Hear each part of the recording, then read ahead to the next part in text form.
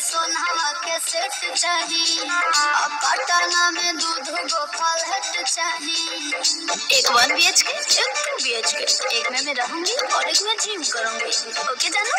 भर दही सोना के सेट चाहिए, पटना में दूध गो फलहट चाहिए। तू जितना खर्चा करेबू हम उतना खर्चा करब।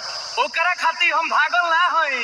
आ जदी हमरा के छोड़ के गइलू तो बुझ लीह हम संतोष पागल नहीं। बन बुझे ज्यादा तू चिराई उड़न बाज हो तो बुझ ली हम हई रंगबाज हो बुझ ली हम हई रंगबाज।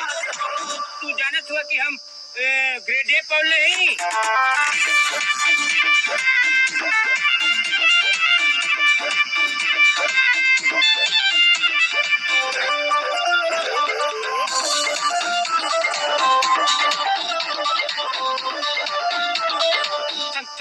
संतोष पागल नहीं। पहला बच्चों हीरो जाना के खर्चा जितना हमसे करही बेरे तोरा से बेसी हम ले ले बानी सीछा पीछा छोड़ा नहीं पई बेरे।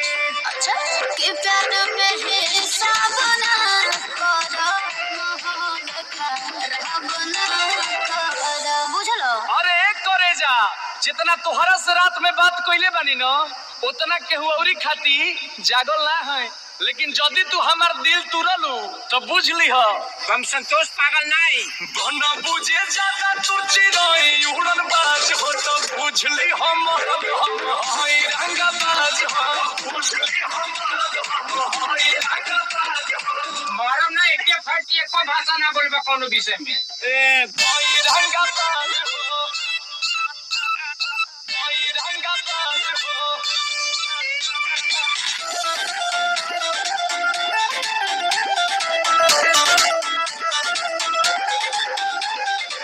सब लेके प्यारी गदारी जे करबू अंकुश के देखबू बहदर हो मन पुना बात औकात पे ले आ दे लव में हो जाला महदर हो।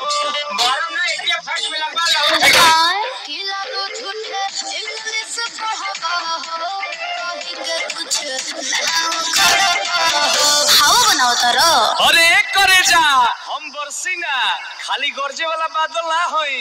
आ जदी हमरा के छोड़ के गइलू तो बुझ लीह हम संतोष पागल नहीं। बन बुझे ज्यादा तू चिराई उड़न बाज हो तो बुझ ली हम हई रंगबाज हो बुझ ली हम हई रंगबाज। तू जानत हुआ कि हम